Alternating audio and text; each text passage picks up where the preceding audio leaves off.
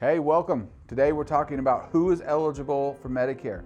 This is a 4-part series. If you're clicking in and this isn't the first video, go back to the original. Click this link and follow on through in a chronological order from the beginning.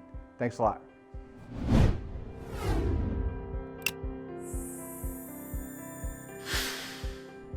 Number 2, you're leaving an employer coverage. A lot of people turn 65 and they stay on an employer coverage. Now, some people do that and they should get out and do something else. There's a lot of people that are 65, 66, 67 still working, and I'll give you an example when we have moved some of those clients into Medicare earlier than their retirement date. So the reason somebody might do that is I meet people all the time that are paying $500 a month, let's say, just as an example. That's their portion of the cost of the employer health coverage per month that comes out of their check. Now, on top of that, they may have a $3,000 deductible that they have to spend before anything else is paid by the plan, and they may have a max out of pocket of $10,000. So in that situation, they're paying $6,000 a year. They've got to pay the first $3,000, so that could put them at $9,000, and then they've got this max out of pocket, which adds up the cost to that, right? Well, that person can go onto Medicare, and by doing that, they're going to pay the Part B premium, which is $170.10 for most people. There are some IRMA costs, earned income. If you make more, we've got a video on that on our website at Medicare with Jake, so you can check that out.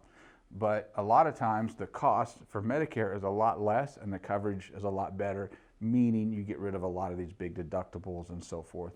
So a lot of the reasons that somebody would stay on the employer coverage, and this is the flip side, right, is that they are turning 65, but their spouse is, let's say, 63. So a lot of employer plans will not allow the 63-year-old spouse to have coverage if the employee does not also have coverage. That's the most common reason that we see somebody stay on an employer plan instead of switching to Medicare. So they typically will stay on that until they retire, or their spouse turns 65 and they can both do what they want to do. And so those are some options there. And as long as that is credible coverage, typically what happens is you will activate Medicare Part A only. Same process, call Social Security. You'll be letting them know if you want to draw Social Security or not, and you'll be, I only want Medicare Part A. It's very important that you let them know, I only want Medicare Part A if you are keeping your employer credible coverage. Here's the reason. If you activate Part A and Part B, there are 2 downsides to that with employer coverage. Number 1, financial. Why would you pay the Part B premium every month that you don't need to be paying it?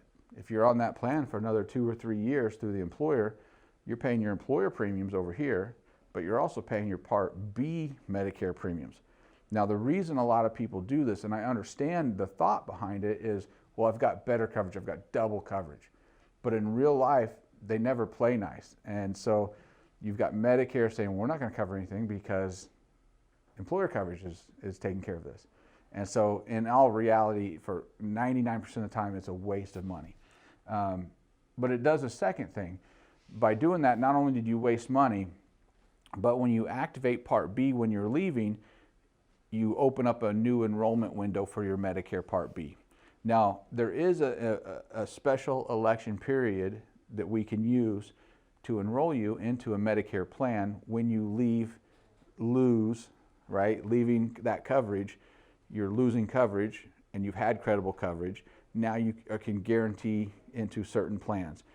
But by having Part B brand new, not only did you save the premium, you open up a different enrollment window and you've got some better options that will help you out.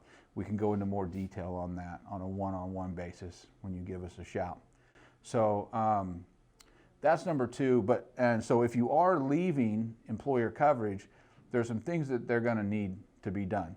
When you turn 65, it's a very simple deal. Turning 65, like we talked about, SSA.gov, calling the Social Security office to do it, get it set up. It's pretty simple to get that done. If you're leaving employer coverage, it's a little bit different. So if you go to our website, MedicareWithJake.com, we've got a tab on there that says Forms, Contact Information.